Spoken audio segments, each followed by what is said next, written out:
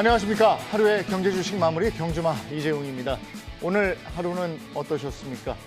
간밤에 미국 소비자 물가 지수 발표가 있었는데 40년 만에 최고치 8.5% 이렇게 나와서 야, 이거 미국 장, 우리 장 다 폭삭 내려앉겠구나 이렇게 생각을 했는데 오라 열어놓고 보니까 미국은 살짝 조정받았고 우리는 오히려 올랐습니다. 그래서 코스피가 2,700선을 다시 회복한 오늘 장인데 이게 왜 그런지 물어봤더니 소비자 물가지수의 근원지수라는 게 있는데 이 근원지수는 괜찮았다 또 이래요. 경제 공부, 주식 공부 이거 얼마나 더 해야 되는 건지 모르겠습니다. 오늘 이런 것도 저희가 준비해 놨으니까요. 철저하게 경주마와 함께 분석해 보시면 되겠습니다. 자, 오늘 경주마 함께 달려줄 기수 여러분들을 소개해 드리겠습니다. 수요일에 이분이 있어서 든든합니다. 꼼꼼한 분석은 기본이고요. 날이 갈수록 정확도까지 더해가고 있습니다. 수요일 경주마를 기다리는 또 다른 이유가 되고 있는 바로 그 사람, 정광우 경제 크리에이터를 소개합니다. 어서 오세요. 네, 안녕하십니까. 네, 복잡한 경제 뉴스 쉽게 풀어드리도록 노력하겠습니다. 모쪼록 오늘 준비한 내용이 여러분들 투자에 도움이 되셨으면 합니다. 네, 오늘도 기대하겠습니다. 많고 많은 종목들 그리고 순환매가 소용돌이치는 시장입니다. 이분이 주목하는 종목들 눈여겨보셔야 됩니다. 한번 들어온 섹터 끝까지 파고 들어가서 뚝심 있게 분석하는 걸로 아주 정평이 나 있는 바로 그 사람입니다. 확고한 투자 철학으로 승부하는 하이투자증권의 이영훈 부장님, 어서 오세요. 안녕하십니까. 하이투자증권의 이영훈 부장입니다. 변동성이 심한 장입니다. 어떻게 해야 더 좋은 투자가 될지 같이 고민하는 시간 갖도록 하겠습니다. 네, 오늘도 기대하겠습니다. 또 오늘 꼭 필요한 분입니다. 이분께 여러 가지 또 얘기를 들어봐야 되겠습니다. 어서 오십시오. 모시겠습니다. 우리는 살아오면서 어떤 일에 불확실성이 대두될 때 경험자의 지혜에서 그 답을 찾고 그러죠. 특히나 변동성이 심한 주식시장도 예외는 아닙니다. 이분이 가진 30년이 넘는 세월 켜켜이 쌓인 지혜가 요즘 같은 장에서 가장 필요한 덕목이 아닐까 싶습니다. 연세대학교 이남욱 객원 교수님 어렵게 자리에 모셨습니다. 어서 오십시오. 네, 반갑습니다. 불러주셔서 감사합니다. 한 말씀 더 해주세요. 그러니까 요즘 우리 국내외 투자가가 한국뿐만 아니라 미국도 너무 매크로에 휘둘리는 것 같습니다. 그래서 거시 변수, 정치적인 이슈들이 중요하지만 이럴 때일수록 솔직히 우리가 이런 변수들을 예측하기는 어렵거든요. 그래서 오히려 좀 평정심을 갖고 내가 들고 있는 종목, 그 종목과 경쟁하는 회사의 펀디멘털, 그것과 관련된 업종을 좀 더 차근하게 봐야지 장기적인 주식 성과가 있지 않을까 이제 그런 생각을 해봅니다. 네, 장은 평정심을 잃었지만 우리는 평정심을 갖고 대비해야 된다. 이런 말씀을 해주셨습니다. 오늘 데일리 이슈부터 시작해 보겠습니다. 오늘 두 가지로 데일리 이슈를 꼽아봤는데요. 먼저 제약 바이오 관련주 소식입니다. 제약 바이오 관련주 상장이 줄줄이 실패하고 있다. 이런 기사가 나와 있는데 현재 상황이 어떻습니까? 네, 사실 작년부터 IPO 시장이 굉장히 뜨거웠습니다. 그래서 많은 종목들이 상장을 했고 금액도 늘었고요. 그런데 올 초에 초대형 대여라고 할 수 있죠. LG에너지솔루션이 상장을 했고 그 이후에 사실 투자자들의 반응이 지금 좀 많이 차갑게 식어 있는 상황입니다. 그러다 보니까 전통적으로 IPO 시장을 노크하는 섹터라고 할 수 있죠. 제약 바이오 쪽 입장에서는 조금 이런 점이 악재로 작용을 하고 있는 상황인데요. 지금 2월이나 3월이 지나면서는 조금 그래도 투심이 회복하지 않나 하면서 다시금 이 IPO가 재개되려고 하는 움직임이 나타나고 있는 것 같습니다. 제약 바이오에서는 줄줄이 악재가 있었잖아요. 네. 오스템 임플란트라든지 신라젠 상장 폐지라든지 뭐 이런 것들이 투자 심리를 지극히 악화시켰죠. 네, 맞습니다. 이런 부분들이 이제 신뢰 문제까지 이제 나가게 되다 보니까 이제 제약바이오라면 이제 쳐다도 보지 않고 아니면 내팽겨 쳐버리고 아예 보질 않는 그런 상황까지 와서 실제로 좋은 기업들조차도 이제 가치 대비해서 더 하락하는 그런 모습들을 좀 보이고 있는 게 현실인 것 같습니다. 이렇게 되니까 코리아 디스카운트 얘기가 여기서도 나오잖아요. 그러니까 바이오나 제약 업종의 그 최근에 이제 주식 수익성이 안 좋았던 거는 국내뿐만 아니라 미국도 지금 바이오 업종이 네. 엄청나게 어렵거든요. 그래서 그동안 어떻게 보면 밀물이 밀려 들어오면서 약간 검증이 되지 않은 기업까지 주가가 너무 많이 올라가고 또 그런 기업들도 많이 상장이 돼서 실제 그 많은 물량을 소화하기 어려운 상황이었는데 미국 같은 데도 보면 금년에 거의 IPO가 없습니다. 그래서 이제 오늘 밤부터 이제 미국의 그 금융주들이 실적을 발표하는데 증권업종, 그러니까 보통 미국의 대표적인 금융주들은 이제 증권 부분을 갖고 있잖아요. 근데 IPO가 거의 없어서 아마 증권 부분, 특히 IB 부분이 안 좋을 텐데, 하여간 그동안 좀 너무 펀디멘털이 안 되는 회사들이 많이 주가가 올랐고 이번에 이제 그런 것을 좀 거르는 과정이니까 어떻게 보면 시장의 건전한 발전을 위해서는 이런 이제 옥석을 가르는 그런 작업이 필요하다고 보입니다. 네. 제약 바이오주는 이런 악재 가운데에서도 또 몇몇 기술력을 바탕으로 반등하는 종목들이 있다면서요? 주가적인 반등보다는 이제 기업의 어떤 기술이 좀 인정을 받는 회사들, 그러면서 주목을 받기 시작하는 회사들은 좀 있습니다. 뭐 이전을 좀 놓고 보면은 그 하이브로자임 기술을 라이센스하고 됐던 알테오젠이라든지 ADC 표적항암제 쪽에 링커 쪽에 이제 강점을 갖고 있는 레보캠바이오, 그 외에 또 mRNA 그 치료제 그 원료를 좀 생산하고 있는 ST팜, 뭐 이런 회사들이 지금 또 주목이 되고 있고요. 최근에 이제 지난 8일부터 13일까지 미국에서 지금 암학회가 지금 진행이 되고 있는데 우리나라 기업들도 상당히 많은 기업들이 참여를 해가지고 이제 그 성과를 발표를 하는데요. 그 기업들 가운데서 보면은 이제 이중항체 플랫폼 이쪽 관련해 가지고 지금 글로벌하게 가장 핫한 이슈 중에 하나인데 우리나라에서는 ABL 바이오하고 유한양행, 한미약품 이런 회사들이 지금 관련된 저임상 결과를 지금 발표할 예정으로 있기 때문에 한번 지켜보실 만할 것 같습니다. 근데 제약 바이오가 한참 잘 갈 때는 사실 이 제약 바이오 이 기업에서 뭘 연구한다더라 가지고 올랐단 말이에요. 근데 이게 3상까지 가서 실제로 시장이 나올 때까지는 엄청난 시간이 걸렸기 때문에 또 연구비도 엄청나기 때문에 그런 부분은 투자자들이 조심해야 되잖아요. 네, 맞습니다. 그러니까는 사실은 근데 그 과거에는 굉장히 이게 즉각적으로 반응을 했었기 때문에 오히려 그 뜨거움을 좀 식히기 위해서 이런 점들을 조심하시라라고 말씀을 드렸다면 요즘은 오히려 좀 투자 심리가 너무 냉각이 되어 있어서 여기에 가능성 자체를 거의 뭐 부여하지 않고 계시는 것이 아닌가. 그래서 조금은 좀 이런 이야기들이 나왔을 때 조금 열린 마음으로 보시는 것이 어떨까라는 생각이 듭니다. 그리고 또 제약 바이오 주가는 그 메이저급과 아닌 곳과 그 편차가 굉장히 심한 것 같은데 미국에도 그런 상황은 우리와 마찬가지입니까? 그러니까 이제 미국에는 이제 미국과 유럽에는 그 뭐 러쉬나 그 존슨앤존슨, 그러니까 이제 헬스케어 업종이 있고 거기에 시가총액이 수백조 원이 되는 이제 제약 회사들이 있고 그 회사들이 제약의 그 파이프라인을 갖고 있죠. 아니면 이제 한국에도 최근에 이제 라이선스 아웃을 일부 구매한 이제 그런 데들이 있는 그런 초대형 제약사들이 있고 그런 데들은 성장성은 오히려 좀 떨어집니다. 하지만 이제 주가의 퍼는 보통 한 10배에서 20배 사이니까 성장성은 낮지만 좀 안정적이고 그런 측면에서 이제 헬스케어 최근에 이제 많이 부각을 받고 그다음에 이제 바이오 회사들은 이제 국내에 있는 바이오 같이 몇 개 그 물질, 몇 개 프로젝트에 이제 집중 투자를 하는데 결국은 이런 그 신규 사업은 그 사람이 하는 거니까 결국 그 창업자나 그 팀의 멤버가 과거 경력이 어땠고 그 사람들이 얼마큼 실력이 있는지 그것을 뭐 이런저런 그 경로를 통해서 체크하는 게 가장 실수를 줄이고 그다음에 이제 성공할 수 있는 기업을 찾는 이제 요령이라고 할 수 있겠습니다. 네. 우리가 계속해서 미래 사회, 장수 사회로 가면서 고령화 사회, 100세 시대로 가면서 제약 바이오는 여기서 포기할 수 없는 거잖아요.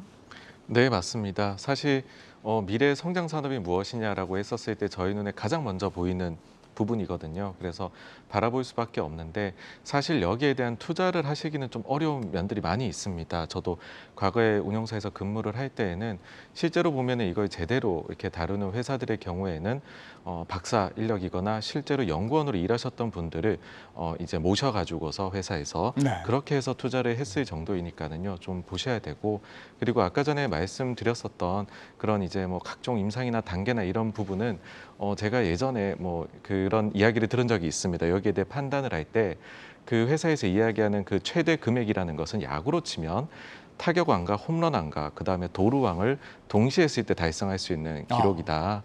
그러니까는 그 가능성에 대해 그 부분에 대해 가지고서는 조금은 기대치를 조금은 다르게 가져야 된다 그런 말씀을 하셨던 기억이 납니다. 예. 네, 첫 번째 이슈로 제약 바이오 관련해서 알아봤고요. 이번에는 외인들 왜 이러나 이거 한번 알아보겠습니다. 왜 이렇게 팔고 말이죠? 저희도 몇 번 얘기를 했습니다마는 외인들이 왜 이렇게 떠난다고 보십니까?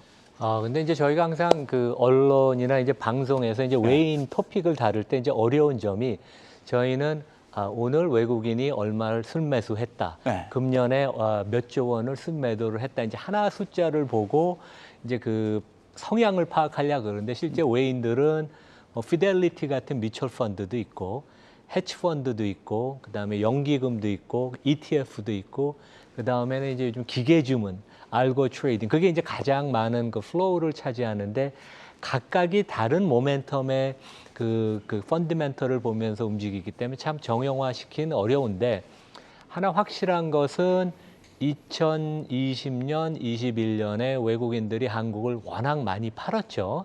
그래서 이제 저도 요즘은 현역이 아니어서 실제 돌아가는 플로우에 대한 감은 떨어져서 이제 외국 증권사에서 영업이나 트레이딩하는 후배들하고 이제 얘기를 해보면 한국 비중을 이제 이미 언더웨이를 그러니까 한국이 벤치마크에서 뭐 비중이 10%다. 그러면 그거 대비 한 8% 되고 있으면 이제 언더웨이니까 이미 언더웨이를 해도 했기 때문에 그렇게 좋게 보지는 않아도 추가로 더 팔 건 없다. 그래서 이제 올해 순매도의 그 약간 그 모멘텀이 좀 둔화되는 그런 면에 있어서는 국내 시장에 좋은 것인데 여전히 그런 그 고민에는 빠지는 것 같아요. 외국 투자가가 한국의 10% 이상 꾸준히 성장하는 대형주가 과연 얼마나 있나. 이제 거의 손꼽는다고 보통 생각을 하기 때문에 그런 면에 있어서는 종목을 한국에서 고를 만한 게 그렇게 많지가 않다. 그런 면에 있어서는 이게 이제 순매수로 확 전환되기도 쉽지 않고 어떠한 뭐 일부 업종이나 종목이 강한 외국인 매수세가 이렇게 들어오기도 쉽지는 않은 이제 그런 좀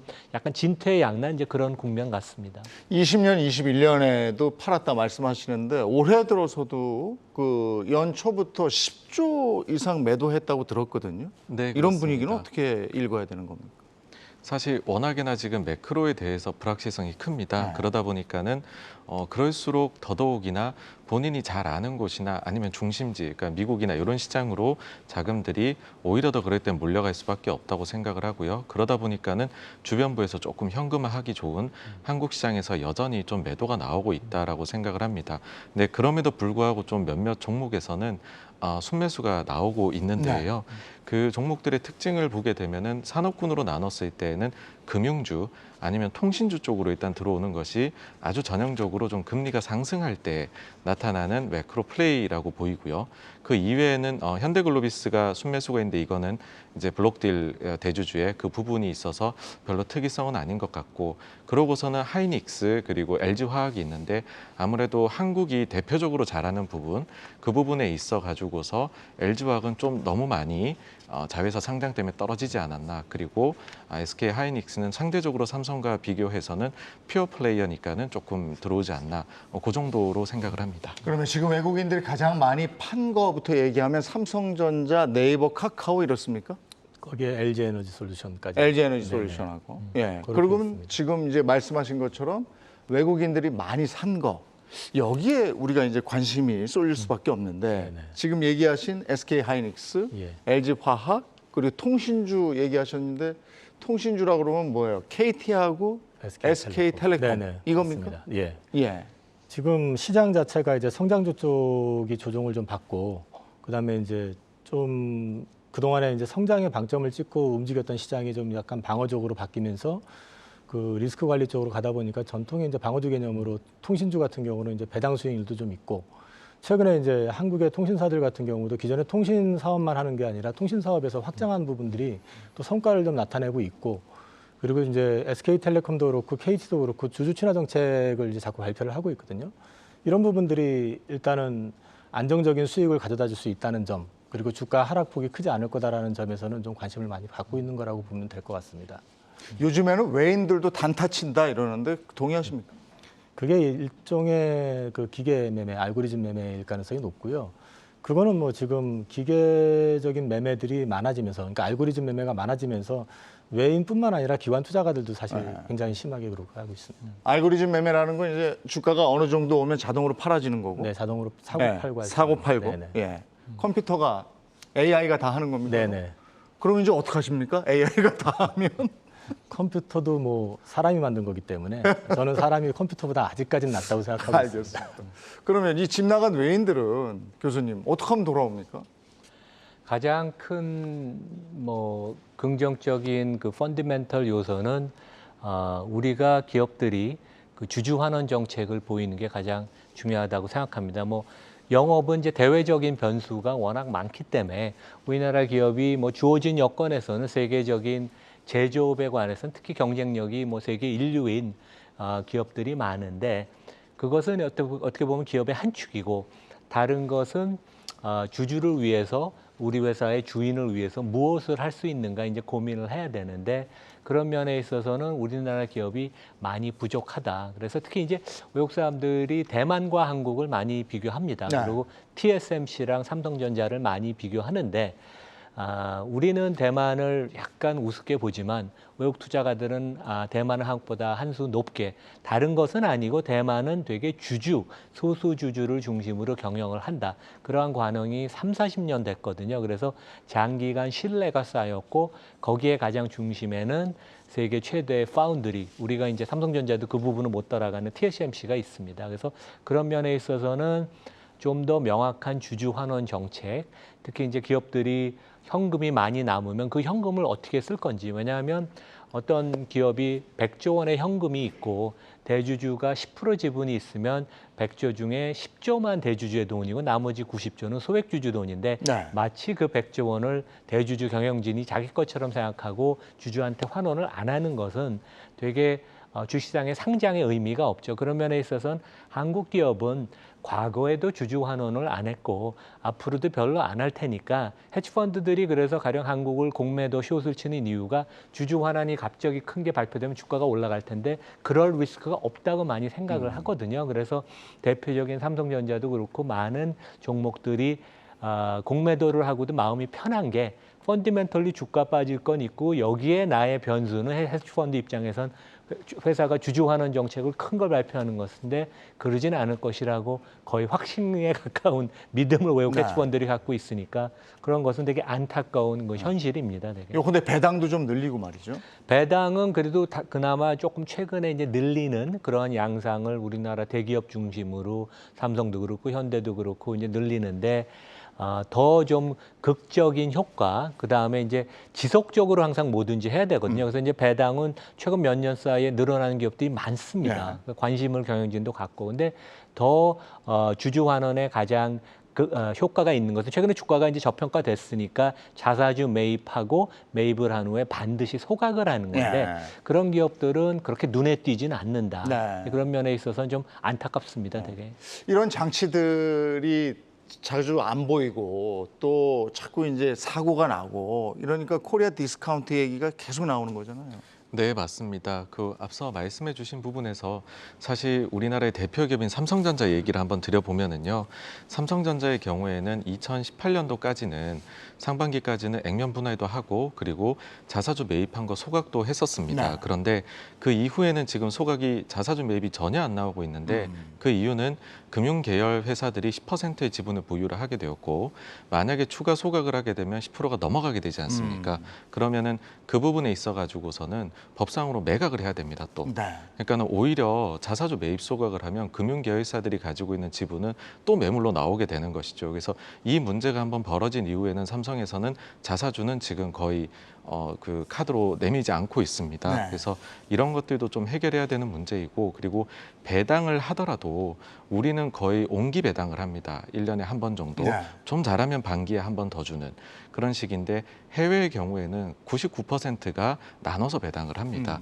그러니까 돈에는 그 현재 가치라는 게 있습니다. 시간 가치가 있기 때문에 나눠주는 걸 반드시 주주들은 선호를 합니다. 근데 우리는 아직 그런 점에서는 같은 금액을 주더라도 굉장히 많이 좀 글로벌 스탠다드에서는 멀어져 있다. 네. 그래서 사실 뭐 짚을 게 너무 많습니다. 우리나라가 디스카운트 받는 이유. 근데 주주 정책만 봐서는 이런 점들이 좀 많이 아쉽다. 그런 말씀드리고 싶습니다. 자, 외인들이 떠나는 얘기 이것까지 한번 이슈에서 짚어봤고요. 이번에는 바로 간밤 얘기로 가겠습니다. 제가 이제 시작하면서 한 얘기인데 미국의 소비자 물가 지수 8.5% 나왔습니다. 아니 저는 많이 떨어질 줄 알았어요. 근데 그렇지 않더라고요. 근데 사실 근데 이제 미국 증시만 보시면은 이게 나오고 나서는 확 오릅니다. 확 올랐던 이유가 그 저희 오프닝 코멘트에서도 말씀을 해주셨지만은 코어라고 하죠. 근원 지수가 예상보다는 낮게 나왔다. 지금 이제 근원하고 차이는 에너지하고 음식료 가격이고요. 사실 우크라이나 러시아 전쟁 때문에 에너지하고 음식료는 엄청 높을 수밖에 없다고 생각하고 근데 그 이후에 좀 유가는 떨어지고 있으니까 그것보다는 그 이외의 부분들 그 이외라고 하면은 뭐 주거비라든지 아니면은 보건비 이런 것들이 들어가게 됩니다. 그런 것들이 과연 조금 떨어지는 모습이 나올까 했는데 전월 대비해서 이제 그 모습이 꺾이는 모습이 나오니까 이제는 좀 이 그 인플레 관련해 가지고서 피크 아웃하는 것이 아니냐. 그렇게 되면은 연준도 조금은 긴축하는 속도를 혹시나 조금은 늦춰줄 수도 있는 것 아니냐. 그런 기대가 나오면서 많이 올라갔었습니다. 네. 많이 올라갔었는데 사실 세부 내용을 뜯어놓고 보면은 작년에 일시적이라고 엄청나게 이야기를 했었던 중고차 관련해서 가격이 굉장히 떨어져서 그 요인을 제외하면 시장 예상하고 별다를 게 없었던 것이고요. 그리고 어젯밤에도 브레이나드 부의장하고 박힌 의원이 나와서 이야기를 했는데 이런 부분에 대해 가지고서 조금 그 긴축이 늦춰질 것처럼 이야기하는 것이 아니라 여전히 신속하게 하겠다는 말을 반복을 하면서 미국은 많이 빠졌습니다. 그러니까 결국은 빠져서 끝이 났죠. 그렇지만은 이게 사실 이게 해석이 어떻게 되냐 영역인데 한국의 경우에 가장 짓누르고 있는 부분이 결국에는 각종 물가가 올라가고 경기가 좀 침체 우려가 있고 더불어서 유가 같은 것들이 오르니 우리는 무역 수지도 안 좋고 이런 게 한국 증시를 누르고 있다는 생각들을 많이 하시는데 어쨌든지 간에 그 부분이 좀 피크아웃하는 것이 아니냐. 그러니까 한국 같은 수출 쪽의 국가들에 있어 가지고서는 어쨌든 이거는 호재로 봐야 된다라는 측면이 오늘 우리 증시 좀 많이 강하게 이끌었던 요인으로 생각됩니다. 그래서 저는 이제 그 깊이가 얕으니까 그 근원 지수라는 걸 잘 몰랐거든요. 근데 그냥 소비자 물가 지수 가지고 반응한다 생각했는데 그 안에 또 근원을 따지더라고요.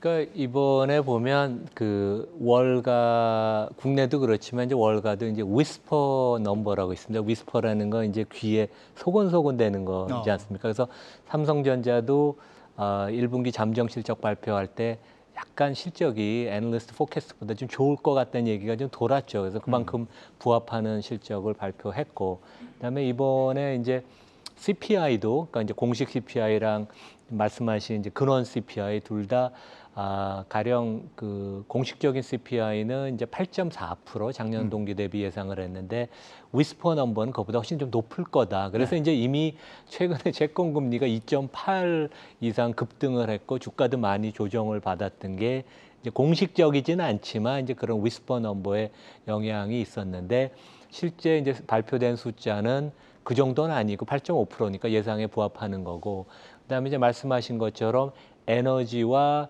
음식료 가격이 보통 이제 변동성이 높다 그래서 그거를 빼는데 실제 요즘 같은 상황에서는 미국의 소비자면 제가 가령 기름 넣고 보통 미국은 가구당 자동차가 2.5대 있거든요. 그리고 뭐 50km, 100km씩 하루에 주행을 하니까. 그리고 이제 슈퍼마켓 가서 이제 장을 보고 그러는 게 일상생활이기 때문에 그것을 빼고 하는 게 과연 얼마나 의미가 있을까. 그래서 실제 어제 이제 오늘 아침 한국 시간으로 그러고 나서 지금 미국 금리는 오히려 조금 더 오르고 있습니다. 그래서 우리가 좀 관찰을 해야 될 것 같고, 물론 이제 정점 근처에 간 것은 맞는데 여기서 좀 꺾인다 그래도 8.5에서 뭐 9% 갔다가 연말에 한 6, 7% 간다 그래도 실제 미국의 근로자 입장에서는 자기 임금이 가령 6%가 올랐는데 소비자 물가가 7% 오르면 실제 나는 실질적인 소득은 감소니까 아주 그 경제 심리에 결국 경제는 심리적인 부분이 큰데 그런 면에 있어서 상당히 좀 조심스럽고 그래서 이제 경기 침체 얘기가 이제 그래서 나오는 것이어서 연준이 얼마나 그 서커스의 그 묘기하는 선수 같이 얼만큼 요거 금리 상승을 잘 할지 이제 그런 것이 상당히 시장이 이제 관전 포인트인 것 같습니다. 네. 그래서 우리 시장으로 돌아와 보면 우리 시장이 오늘 저 코스피가 2,700 넘어섰고요. 회복을 했고요. 삼성전자가 뭐처럼 빨간불이라 네. 500만이 즐겼을 거예요, 오늘. 물론 본인들이 산 가격에는 미치지 못하겠지만 어쨌든 1,000원도 더 올랐죠, 오늘 아마? 네, 오늘 종가가 얼마인지 전 세계 네, 1,400원 이따가 이상 좀 한번 올랐는데 보겠습니다만은. 네. 그 삼성전자가 올라가면은 이제 많은 투자자들이 즐거워하는 건 사실인데 네. 이제 문제는 이 부분이 앞으로 지속될 수 있느냐에 대한 부분은 좀 점검을 다시 해보실 필요는 있을 것 같아요. 그러니까 말씀하신 것처럼 이제 그 동안에 원자재 가격 급등에 의해 가지고 우리나라 수출 기업들 환경 자체가 굉장히 악화됐었던 상황이었었고 그 이제 근원 물가 지수가 좀 생각보다 잘 나왔다 이래가지고 미국 증시 급등했었다가 빠졌지만 우리 증시 급하게 올라갔던 이유도 결국에는 우리나라 기업들이 중간재를 만들어 가지고 그러니까 원자재를 가공해서 중간재 만들어서 수출하는 기업이기 때문에 원자재 가격이 내려가게 되면 그만큼 또 무역 수지 흑자 가능성 이런 부분들이 이제 또 작용을 하게 되는 거고요. 거기에 따라 가지고 자연스럽게 이제 같이 반등을 한 거다. 또 매물 공백도 좀 있었던 것 같고 일부는요. 근데 이제 한 가지 염두에 두셔야 될 부분은 이게 본격적인 어떤 상승의 어떤 트리거는 아니다 아직은. 네. 조금은 좀 지켜보고 또 확인해 보셔야 될 게 많다라는 측면에서 좀 고려해 보실 필요가 있을 것 같습니다. 오늘 삼성전자 같은 경우에는 외인들이 조금 산 거 같더라고요. 네네. 그 들어오기 전에 좀 봤더니 그렇더라고요. 근데 미국, 네. 미국은 이제 그 조금 떨어졌어요. 그렇게 반응을 보였는데 미국 주가는 앞으로 어떻게 될 걸로 예측이 됩니까? 그러니까 저는 조금 개인적인 의견이지만 경기 침체는 오지 않을 것이라고 저는 생각을 해요. 뭐 어떻게 보면 희망일지는 모르지만, 예. 근데 이제 미국에서 보면 이코노미스트들 전문가들의 한 3분의 1 정도가 올해는 아니지만 내년에 이제 경기 침체가 온다고 이제 그렇게 생각을 하는데, 하지만 경기 침체가 오지 않아도 네. 주가를 결정하는 요인은 크게 단순하게 보면 기업 이익이 얼만큼 증가하느냐, 그 다음에 그 목표로 생각하는 그 종목이건 시장이건 이제 PER 주가 배수가 어느 정도가 적정하느냐, 그 두 가지의 함수인데, 왜냐하면 이렇게 이제 여러 가지 변수가 많을 때는 단순화시키는 게 되게 좋거든요. 근데 미국에서는 이제 보통 월가 애널리스트들 생각이 올해 기업 이익이 한 5에서 한 10% 정도 증가할 것으로 보는데, 그 석유 회사들, 그러니까 이제 에너지 기업들을 빼면 이미 이익 증가율이 올해 없고요. 그 다음에 실제 저는 개인적으로 애널리스트들을 옛날에 제가 이제 리서치 헤드를 뭐 20년 전에 했기 때문에 애널리스트들의 행태를 아는데 빨리빨리 하향 조정을 안 해요. 왜냐하면 최근 2, 3주 사이에 매크로 뉴스가 엄청나게 안 좋았는데 애널리스트들은 실적이 나오면 또 하향 조정을 해야 되니까 보통 내버려 둡니다. 네. 그래서 이번에 1분기 실적이 나오면 전반적으로 하향 조정을 해서 이익이 증가하기는 되게 어렵다 그렇게 생각을 하고, 그 다음에 이제 퍼가 어떻게 될 것인가. 근데 최근에 퍼가 20배를 넘었지만 우리가 지난 1, 20년을 보면 저금리 때문에 퍼가 15배 정도 하던 게 20배 넘어가는 아주 비정상적인 상황이었거든요. 그래서 2018년, 19년만 해도, 그러니까 3, 4년 전만 해도 미국 시장의 퍼가 18배 미만이었어요.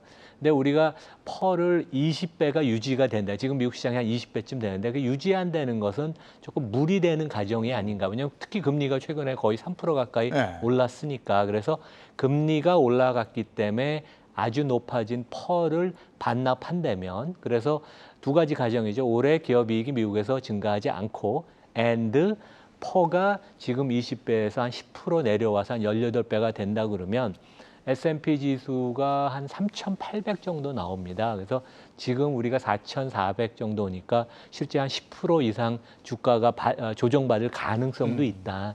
그런 시나리오가 그렇게 불가능한 시나리오는 아니고 또 아주 비관적인 시나리오는 아니다. 왜냐하면 모든 것이 정상화되는 과정에 지금 있는데, 그렇다면 미국 시장의 퍼도 정상화되는 과정이라면 지금보다는 내려가야 되는 게 맞다고 생각을 합니다. 네. 30년 넘게 이곳에 계셨단 말이에요. 근데 여러 가지 상황을 직접 목격하고 경험하셨을 텐데 이럴 때 투자자들은 어떻게 대응을 해야 되는 겁니까?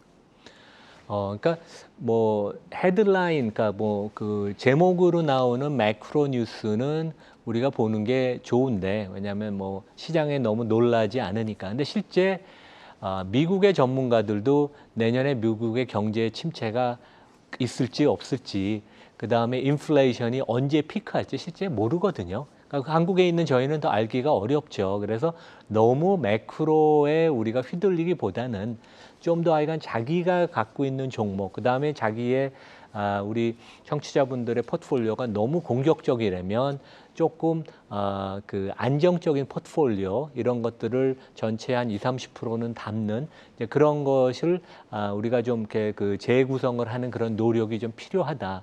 그러니까 이럴 때일수록 오히려 한 걸음 뒤로 물러나서 좀 차분하게 생각하는 게 필요하다고 생각합니다. 근데 내 돈이 거기 들어가 있기 때문에 한 걸음 물러서서 보는 게 참 이게 심리적으로 어렵습니다. 네. 예. 그러니까 뭐 근데 매일매일 뭐 1시간마다 단말기를 보는 건 별로 의미가 없고, 왜냐하면 미국 주가가 밤사이에 3% 조정을 받았어도 예. 본인이 직접 그 정보를 갖고 내가 대응할 수 있는 건 현실적으로 별로 없거든요. 네. 그러니까 이제 오히려 이제 부화 내동하는 것보다는 좀 네. 차분하게 생각하고 그 나의 포트폴리오의 성격이 어떤지 이럴 때는 좀 경험이 많은 전문가한테 한번 보여주고 나의 포트폴리오가 어떤지 그런 코칭을 좀 받는 것도 증권사 직원이나 아니면 뭐 20-30년씩 또 한 사람들이 요즘 주위에 많으니까 네. 한번 그런 것도 좀 어드바이스를 받는 것도 좋을 것 네. 같습니다. 부장님, 솔직히 요즘 같은 분위기에서 예. 전문가들도 참 이렇게 판단이 어렵지 않습니까? 일단 시장이 너무 급등락을 하고 그 다음에 연속성이 없다 보니까 그 시장에 휘둘리면은 사실은 손실 보기가 딱 좋은 네. 그런 상황이거든요. 네. 그래서 지금 제가 고객님들한테 말씀을 드리는 게 작년 상반기까지는 시황을 몰라도 수익을 낼 수 있었지만 작년 하반기 이후 특히 올해 같은 경우는 시황에 대해서 고민을 하지 않고는 수익 내기가 쉽지 않을 거다. 네. 그래서 같이 항상 시황에 대해서 고민을 좀 하셔야 된다라는 말씀을 드리고 있고요. 거기에 맞춰가지고 대응을 하면 나름의 어떤 시각을 가지고 접근을 하면은 거기에 맞춰서 포트를 짜게 되니까 네. 그러면 자기가 리스크 관리를 또 할 수 있을 수가 있거든요. 그런 맥락으로 보시면은 그래도 그냥 아무 생각 없이 시장 따라가는 것보다는 좀 안정적일 가능성이 높습니다. 글로벌 시장을 보면 이제 연준에 주목할 수밖에 없잖아요. 그럼 연준의 대응, 이제 뭐 빅스텝으로 가는 건데 그런 연준의 대응은 지금 잘하고 있는 건지 이런 부분도 개인들은 굉장히 궁금하거든요. 어떻게 보십니까? 대응이 늦었다라고 생각을 늦었다. 합니다. 이미 이제 미국에서 나오는 이야기가 사실 작년에 인플레이션이 많이 이제 이렇게 올라갈 때 연준에서는 그게 한 4월부터였었거든요. 네. 그때 새로운 논리를 가지고 온 것이 이게 일시적이다라는 말로서 많이 넘어갔었습니다. 근데 지금 이제 비판하시는 분들은 아마 향후에 지나놓고 보면은 일시적이다라는 말이 가장 값비싼 말이 될 것 같다라는 이야기를 하고 있습니다. 물론 그게 그 파월 의장의 재연임 시기하고도 엮이면서 좀 어쩔 수 없었던 면도 있다라고 생각하지만 그러다 보니까는 좀 밀린 숙제를 하듯이 오히려 지금부터는 굉장히 생각보다는 더더욱 빠르게 그래서 아직까지 그 연준의 매파성이라는 거가 고점에 도달을 하지 않았다라고 생각을 합니다. 네. 빅스텝, 뭐 금리를 높인다, 뭐 이런 얘기 너무 많이 들었으니까. 근데 지금 역대로 따지면 지금 금리 수준은 어떤 수준입니까? 불과 20년 전만 해도 국내도 그렇고 외국도 그렇고 금리가 10%를 넘었었습니다. 네. 그래서 실제 인플레이션을 감안한 실질 금리가 한 3%, 5%씩 되고 그랬었거든요. 그래서 이제 최근에 보면 역사상 거의 뭐 유례가 없는, 특히 미국 같은 데는 가장 낮은 금리고, 그래서 이제 자금이 주식시장으로 많이 유입이 돼서 아까 말씀드린 주식시장의 퍼가 거의 경험해보지 못한 23배까지 올라갔었거든요. 이제 그런 부분은 지속 가능하지 않죠. 그래서 이제 과거에는 국내도 은행이나 채권 금리가 한 뭐 10% 가까이 되면 굳이 주식시장에 리스크가 많은데 투자할 이유가 없었죠. 저희 아버지는 늘 그냥 은행 예금만으로도 괜찮았어요. 그렇죠. 그래도 정부가 이제 또 보장을 해주는 네. 그런 은행 예금이었고, 근데 이제 금리가 워낙 내려가다 보니까 주식장으로 자금이 많이 이동했고, 그래서 네. 이제 동학개미 붐이라는 게 이제 그래서 아마 더 부른 이유도 있는데, 그러니까 이럴 때일수록 제 생각에는 성장성이 있는 좋은 기업, 그다음에 경영진을 믿을 수 있는, 결국 이제 사람이 기업을 하는 거니까 우리 이제 증권사 애널리스트들은 어떻게 보면 너무 숫자에 빠지는 경향이 있는데, 이제 제가 좀 시간이 이제 옛날보다는 나이가 들고 시간이 지나면서 느끼는 건 결국 사람이 하는 거기 때문에 그 회사의 대주주, 그다음에 지금 CEO, 그다음에 임원들의 그 트랙 레코드가, 성과가 과거 어땠는가, 그 사람들의 성향이 어떤가, 이런 것들을 보는 게 국내 회사뿐만 아니라 미국 회사도 되게 중요한 것 같습니다. 네. 예. 아까 조금 전에 연준의 대응이 좀 늦었다고 얘기를 하셨는데 그 늦은 부분 빼고 지금 연준이 하는 그 대응 부분에 대해서는 어떻게 생각하십니까? 그러니까 제 생각에는 이제 파우엘이 약간 레임덕까지는 아니지만 거의 신뢰를 많이 잃은 것 같아요. 그래서 제가 전에 미국 방송을 보니까 어떠한 그 전문가가 이 파우엘이 권위가 있어야 되는데 금융 정책을 총괄하는 사람에서 귀엽게 보이려고 큐트라는 표현을 써서 어떻게 보면 되게 모욕적인 발언이죠. 그래서 오히려 지금 부의장인 브레이나드 부의장 지명자. 네. 근데 파우엘은 공화당 소속이고 브레이나드는 민주당 소속인데 네. 여러 가지 지금 입지가 훨씬 강화되는 것 같고, 최근에 목소리를 좀 더 내는 게 이제 그런 측면인 것 같은데, 파우엘은 변호사이고 월가 출신이기 때문에 월가의 프렌드인데, 브레이너드는 그 사람의 그 성향, 그다음에 출신교를 보면 서민의 그 편에 서는 좀 그런 성향이 있습니다. 그래서 월가가 좀 싫어하는 얘기도 하고 그런 정책도 앞으로 좀 할 수가 있어서 약간은 하여간 매파적으로 확실히 갈 것 같고, 아까 말씀하신 것처럼 밀린 숙제를 지금 빨리 해야 될 것 같습니다. 네. 오히려 그러면 그럴수록 시장은 더 좋아할 수 있을 것 같아요. 어차피 가야 되는 길이니까. 예. 네. 금리가 높아지는 게 분명하니까 이럴 때 이제 아까도 통신주하고 은행주 좀 담는다고 말씀하셨잖아요. 그렇게 지금 장은 돌아가고 있는 겁니까? 외인들이 금리 때문에 그렇게 담는다고 보시는 겁니까? 실제 이제 통신주 같은 경우는 외국인들이 좀 많이 사고 있고요. 이제 수급적인 측면에서 보면은 MSCI 그 지수 재평 관련해 가지고 지금 MSCI 쪽에서 그 중국 통신주들을 제외하면서 한국에 이제 통신주들이 들어갈 거다라는 말이 있습니다. 그건 확정된 얘기는 아니고요. 네. 이제 그런 것들도 일정 부분 좀 수급에 영향을 주고 있는 것 같고요. 그리고 이제 KT나 SK텔레콤 공이 아까 말씀드렸던 식규 사업 쪽에서 실제로 좀 가시적인 성과가 나오고 있고, 금년에 이제 IPO를 할 자회사들이 좀 있거든요. 이런 것들도 좀 이슈 메이킹이 되고, 지금 현재 주가 대비로 보면은 이익의 50%를 배당을 하겠다고 지금 네. CEO들이 얘기를 하는 상태라서 6%가 넘습니다, 지금. 네. 그렇게 본다 그러면 굉장히 고수익이잖아요, 지금 네. 사실은. 그런 맥락에서 지금 전반적으로 믹싱이 돼서 들어오고 있는 거 아닌가 싶습니다. 아까 교수님께서도 퍼에 대한 얘기를 계속 하셨어요. 네. PER, 퍼. 이게 굉장히 중요한 판단의 기준이 되는 거죠. 네, 되게 중요한 네. 판단의 기준 중에 하나입니다.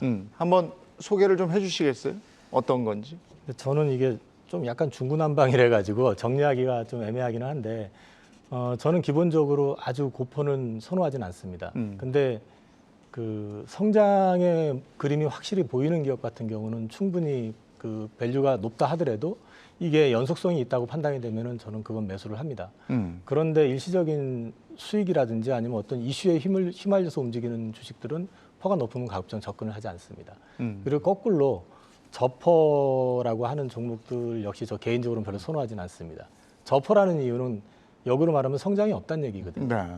그러면 이제 보통 상승장에서는 이 저퍼주들이 크게 각광을 받거나 부각이 될 가능성이 많지는 않습니다.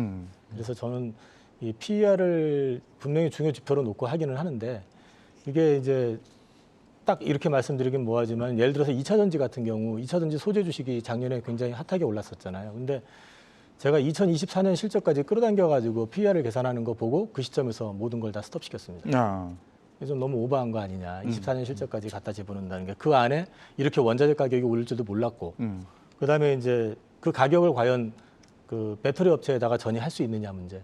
이런 것들이 여러 가지 변수가 있기 때문에 너무 끌어들이는 걸 갖다 장기 앞에 있는 걸 너무 끌어들이는 그 들여가지고 밸류에이션 상장하는 거는 저는 좀 피하고 있는 입장이고요. 눈에 보이는 시점, 향후 1, 2년 정도의 어떤 흐름을 보고 밸류를 결정할 때 PER을 좀 활용하는 편입니다.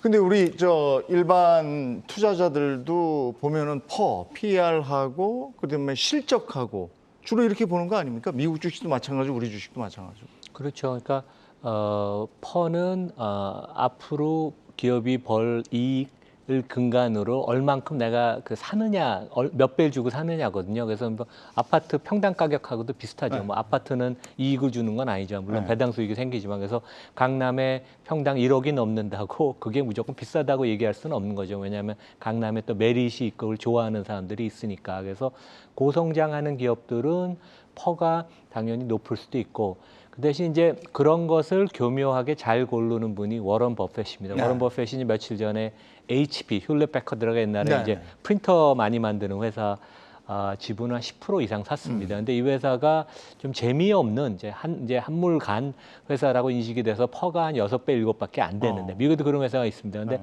배당 수익률이 한 4% 되거든요. 그러니까 뭔가 워런 버핏 눈에는 이게 너무 저평가돼 있고 한 4% 배당을 받고 그거는 상당히 좀 안정적이기 때문에 내가 여기서 주가가 앞으로 뭐 10%씩만 계속 오르면 충분히 이 정도 리스크는 오히려 감내할 만한 게 아닌가. 그래서 그 기업의 성장성과 주주 환원 정책을 감안해서 내가 적정한 가격에 사서 장기적으로 보유하는 게 이제 가장 좋은 전략이고 이제 워런 버핏이 그걸 제일 잘합니다. 네. 근데 퍼와 함께 우리가 보는 게 실적인데 실적에서 또 중요한 게 얼마나 남느냐 마진이잖아요. 근데 그런 부분까지 우리가 눈여겨봐야 되지 않겠습니까? 네, 맞습니다. 사실 그 우리가 밸류에이션을 한다는 것 자체는 그 회사의 미래를 예상을 하는 부분인데 반드시 그러면은 말씀해 주신 대로 마진을 봐야만 합니다. 근데 이 부분이 매우 어려운 것인 거죠. 이렇게 특히나 매크로 환경이 아주 움직임이 급격하게 있을 때에는 더더욱이나 이건 뭐 전문가분들도 사실은 하기가 어려운 영역이다라고 말씀을 드릴 수가 있습니다. 그렇지만은 이제 그렇다고 해서 그거를 포기하고 안 해야 되는 것은 아니고 그런 경우에는 아주 솔직하게 내가 예상치를 넣어보면은 한 요 정도가 베이스 케이스이고 뭔가 문제가 생겼을 때는 위아래로 이 정도도 움직일 수 있다. 이런 식으로 소위 약간 민감도 분석이라 할까요? 그런 거를 해서라도 조금 이익에 대해 추정을 한번 해보시고 투자에 활용해 보시면 어떨까 생각합니다. 업종별로 봤을 때 이익 증가율이 높은 섹터는 어디라고 할 수 있겠습니까? 지금 1분기만 놓고 말씀을 드리면 원자재 가격하고 관련돼 있는 이제 소재, 뭐 산업재 쪽하고 이제 에너지 섹터가 높은데요. 이게 이제 과연 계속 이어질 수 있느냐 하는 부분들은 또 지켜봐야 될 변수들이지 않습니까? 사실 일단 그런 것들 이제 어느 쪽이 이익률이 높으냐 이런 쪽보다는 제 개인적으로는 꾸준하게 매출 성장과 더불어서 이익 성장을 가져올 수 있는 섹터가 어딨냐를 먼저 고민해 보시는 게 어떨까 싶습니다. 그 섹터가 어디입니까? 지금 앞서도 이제 잠깐 말씀드리기는 했었지만은 2차 전지 쪽의 장비 같은 경우는 이제 수주 모멘텀이 계속 있을 것이고 그 다음에 대부분의 장비 회사들이 이제 우리나라 기업들이 글로벌 한 2위, 5위, 7위권 정도 되지 않습니까? 배터리 회사들이 그 정도 그 레벨이 되는 회사들에다 또 납품들이 다 이제 본격적으로 이루어질 거기 때문에 매출하고 이제 이익 이런 것들이 상당히 좋게 나올 가능성이 높고요. 그 외에 뭐 지금 이제 지난 4분기부터 좀 시작이 되긴 했지만 그 미국 쪽에서 이제 본격적으로 5G 투자가 이제 개시가 되면서 그와 연관돼 있는 이제 5G 장비 회사들도 좀 한번 체크해 보실 필요가 있을 것 같아요. 5G 장비 회사들이다. 지금 LG전자가 좀 오르고 있던데 그것도 관계가 있는 겁니까? 없다고는 얘기 못 할 것 같고요. 그게 이제 TCU라고 하는 그러니까 통신 차량 안에서 이제 통신할 수 있는 것인데 그 부분이 상당히 많이 팔려서 글로벌 1위까지 올라왔다고 합니다. 근데 결국은 이 5G도 자율주행을 놓고 하는 거잖아요. 그러니까 이제 그 전 단계이긴 한데 뭐 4G 단계에서도 가능한 거긴 하지만 이런 부분들이 결국에는 이제 차와 통신의 결합이라는 측면에서는 같이 연관시켜서 보실 수 있을 것 같습니다. 5G라는 건 이제 자율주행 이쪽으로 가면서 필수제입니까? 꼭 필요해서 미국에서도 이게 각광을 받기 시작하는 겁니까? 그러니까 원래는 이제 미국하고 한국이 중국과 더불어서 5G를 이제 까는 것을 서로 경쟁을 했죠. 근데 우리는 이제 코로나 상황에서도 별 무리 없이 그 설치를 장비를 기지국들을 깔고 그랬는데 미국은 코로나가 이제 한동안 심해서 AT&T나 뭐 스프린트 이런 데들이 좀 주춤했습니다. 그래서 이제 본격적으로 하는 것 같고, 그다음에 이제 중국도 뭐 5G 쪽에 투자를 왜냐하면 전 세계적으로 인구가 제일 많으니까 거기도 이제 통신사가 3군데거든요. 거기가 뭐 수십조 원에 한번 투자를 하면 수십조 원씩 하니까 이제 투자가 이제 이루어지고 이제 그런 면에 있어서 한번 관심을 가질 만하다고 하겠습니다. 조금 전에 교수님이 이 기업들이 주주에게 많은 것을 좀 줘야 된다 이렇게 말씀하셨어요. 근데 그게 안 되고 있으니까 우리 주주들이 드디어 행동에 나섰어요. 주주 행동을 지금 하고 있는데 그런 부분에 대해서는 시장에서는 어떻게 반응하고 있습니까? 사실 그 주주행동주의가 지금 최근 몇 년 전부터 그러니까는 한국에서도 스튜어드십 코드가 도입이 되면서 이 부분에 대해서 강화가 될 것이다라고 이야기들은 했었지만 실제로 이게 성과로 이어진 부분은 좀 미진했다고 할 수가 있습니다. 그런데 올해 주총이 있었던 3월에 기업들 중에서는 몇몇 기업들에서는 주주가 제안한 감사가 선임된다든지라고 해가지고 SM이 그랬지 않습니까? 예, 맞습니다. 그리고 사조 우양도 그런 사례가 있고요. 그래서 이제는 조금 이게 개화가 되는 것이 아니냐라고 이야기를 하는 것 같아요. 그리고 무엇보다도 그 배경이 되는 것은 그동안의 코로나 이후에 동학개미 운동 우리가 말은 했지만은 그래서 그분들이 새롭게 이제 주식 시장으로 들어온 개인 투자자분들이 굉장히 많으신데 그분들 입장에서는 이번이 첫 번째 주주총회일 수도 있으시거든요. 근데 그 사이 사실은 증시 자체는 좀 좋지 않아서 수익률은 나빠져 있고 그 상황에서 무언가 주주를 위해서 회사가 더 해줄 것이 없느냐라고 하는데 거기에서 그 가려운 것을 좀 긁어줄 수 있는 그런 이제 그 목소리들을 내는 주주 제안하는 곳이 나오니까 그 개인 주주분들께서도 여기에 대해서 많이들 찬성을 하고 동조를 하시는 것이 아닌가 생각합니다. 개미 투자자라고 불리는 개인 투자자들이 이제는 예전처럼 누구 말 듣고 그래? 이러고 들어가는 분들이 아니거든요. 경주마 같은 이런 프로그램 늘 함께 하시면서 공부하고 이런 분들이거든요. 교수님이 보시기에 우리 개미 투자자들 요즘 어떻습니까? 그러니까 제가 이제 학교에서 우리 학부랑 대학원 수업을 하잖아요. 그래서 이제 과거보다는 20, 30대 이제 젊은 층들이 확실히 투자에 대해서 관심이 많고 그다음에 최근에는 이제 코인에 대한 관심도 많아졌습니다. 근데 안타까운 것은 저희 중장년층보다는 한국 주식을 꼭 해야 되냐 그런 거에 대한 당위성을 좀 덜 느끼고 이 사람들은 젊은 층들은 인터넷에서 모든 정보를 쉽게 찾으니까 미국 주식이 더 좋은 거 아니냐 이제 그런 식으로 가서 그런 것을 어느 정도 우리가 한국적으로 그 흐름을 좀 바꿔야 되는데 가장 중요한 것이 이번에 한 2, 3주 됐죠. SM 주총이 되게 중요한 의미를 좀 갖는다고 생각하고 그다음에 이제 그것의 중심이 됐던 얼라인 파트너스 캐피털의 이창원 대표 같은 분은 KKR에서 제대로 공부를 한 그러니까 이제 정통으로 그 액티비스트를 이제 배우고 그런 훈련을 하고 그다음에 본인이 주주 제안을 또